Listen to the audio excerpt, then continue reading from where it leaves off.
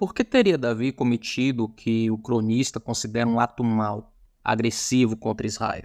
Não podendo negar que a ordem condenável partira do rei, mas querendo condenar o ato de Davi sem atingir diretamente a pessoa do rei, o autor de Crônicas sugere que um adversário sobrenatural na corte divina conseguira infiltrar-se na casa real e levar o rei ao pecado. Então Satanás se levantou contra Israel e incitou Davi a levantar o censo contra Israel.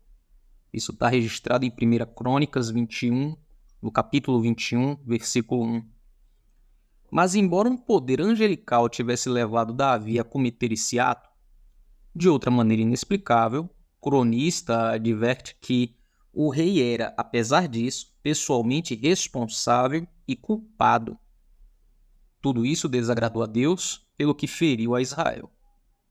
Mesmo depois de Davi ter se humilhado e confessado seu pecado, o irado Senhor castigou, enviando um anjo vingador para destruir 70.000 israelitas com uma praga, e o Senhor quase chegou ao ponto de destruir a própria cidade de Jerusalém.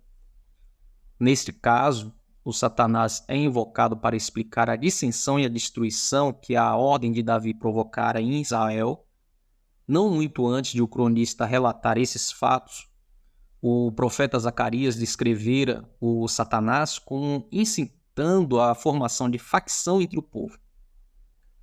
As palavras dele refletiam conflitos que surgiram em Israel depois de milhares de judeus capturados pelos babilônios na guerra que ocorreu em 687 a.C. e exilados para a Babilônia.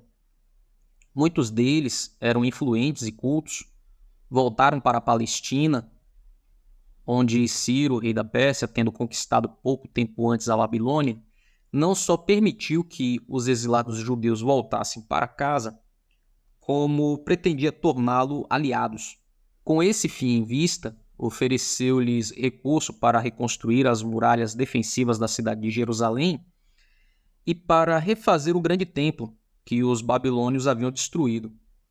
Os que voltavam estavam ansiosos para restaurar a adoração do Deus único em sua terra e naturalmente esperavam conquistar suas posições de governantes, mas não foram recebidos de maneira calorosa pelos que haviam ficado.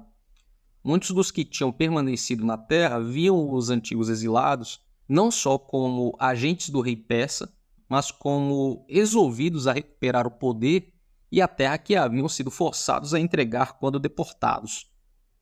Outros ofenderam-se com o plano dos ex-exilados de assumir os cargos sacerdotais e purificar a adoração do Senhor.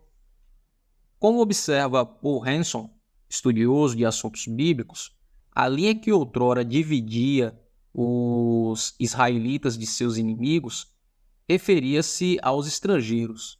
Agora a linha separava dois grupos dentro de Israel.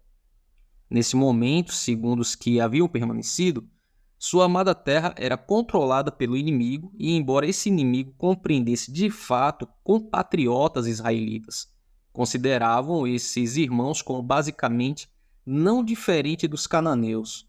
Nesse veemente conflito, o profeta Zacarias tomou o partido dos exilados que retornavam e contou uma visão na qual Satanás falava pelos habitantes do campo, que acusavam o sumo sacerdote que voltava de ser um candidato indigno. Deus me mostrou o sumo sacerdote Josué, o qual estava diante do Senhor, e Satanás à mão direita dele, para se lhe opor.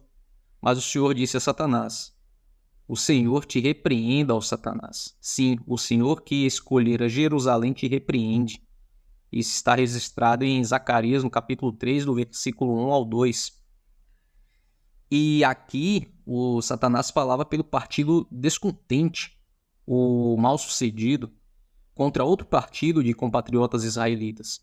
Na descrição de Zacarias das facções existentes em Israel, o Satanás assumiu uma característica sinistra, como acontecera no caso do censo de Davi, e seu papel começava a mudar de agente para adversário de Deus. Embora essas histórias bíblicas refletissem dissensões dentro de Israel, elas não são ainda sectárias, pois seus autores continuam a se identificar com Israel como um todo.